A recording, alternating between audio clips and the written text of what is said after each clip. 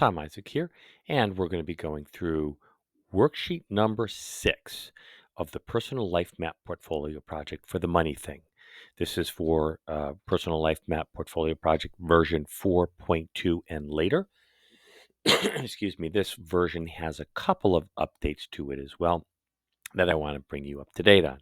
So, the savings and other liquid assets for year one after graduation. This one is a worksheet that really doesn't require a ton of input on and really should be used sparingly. I see students sometimes throwing all kinds of crazy things in here because they think that they need to fill this up. And that really isn't the case. As always with the Personal Life Map Portfolio Project, it should be realistic based upon what you're doing. And I'll give you a quick overview. So, worksheet number 6, all you're doing is looking at your beginning balance for your savings, what you're going to put into savings, what you're going to take out of savings, and what that leaves you with for savings at the end of the year. Now, there may not be a lot of transactions here, but that's all there is to this section. So, the part here where you start, what are you going to have at the beginning of year one? Notice that you actually can't enter a value here. This comes from start of year one in worksheet 5. So if I go back to worksheet 5, you recall that in worksheet 5, down in the personal assets and liabilities section, there was at the start of year one your savings account balance. And you're going to estimate, don't forget when you do this in worksheet 5, think about those graduation presents. So let's say I'm planning on thinking that my best estimate is I'll have $1,000 in my savings account at the date of my graduation. So that would be the start of year one. When I come over here, you can see that 1,000 carries over. So this would be my starting balance, including gifts. So now, then, do I plan on being able to make regular transfers into savings?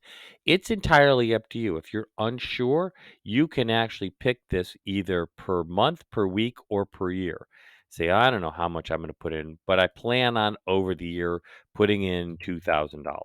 I can put in $2,000 and you'll see that comes in there. Again, I can change this to whatever I want.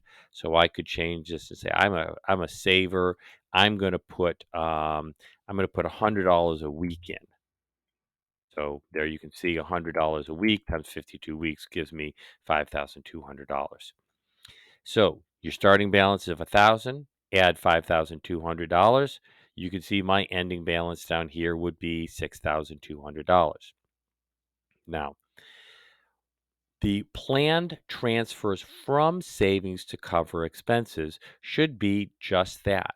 They should not be things like, "Oh, I'm gonna take out money to buy groceries." Well, are you really gonna put money into your savings account just to pull it out of your savings account to pay my grocery bill? Probably not. But these would be things like, I wanna travel home for holidays. I want to save up for a down payment on a house. I want to save up for, say, some large purchase I'm planning on making. I want to buy a new bed. I want to buy a dining room set, something like that. Those are the one time types of transfers we're talking about. So I might put something in here rather than travel home for Christmas. I might say, I want to buy a new dining set. So I'm tired of having a card table and a couple of old chairs. I'm going to buy a real dining set, and that's going to cost me $1,200, and I'm going to put that in there. And so you can see this goes through and reconciles your savings account. Start with 1,000, add $5,200 over the year, take $1,200 out. So what do I end up with? I end up with an ending savings balance of $5,000. That's all there is to this savings account reconciliation. Down here in part 4 are something that you can put other liquid assets. Now, let's be really careful about what a liquid asset is. This would be rare for most students. So if you leave this blank, that's fine. Again, it's rare for most students. But if you have something like a certificate of deposit. That's something that you would put in here as a liquid asset. You would not put in things like um, investments. So if you have a mutual fund or an IRA, that doesn't go in here. You would also not put in household items. So you wouldn't put in your CD collection and things like that. None of that goes in here. The only thing really that would go in here are certificates of deposits or money market bank accounts. And that's pretty much it. Again, if you don't put anything in here, that's fine. So that is worksheet 6, the Personal Life Map Portfolio Project, version 4.2. I hope you found this useful. And as always, if you have any questions, please contact your instructor.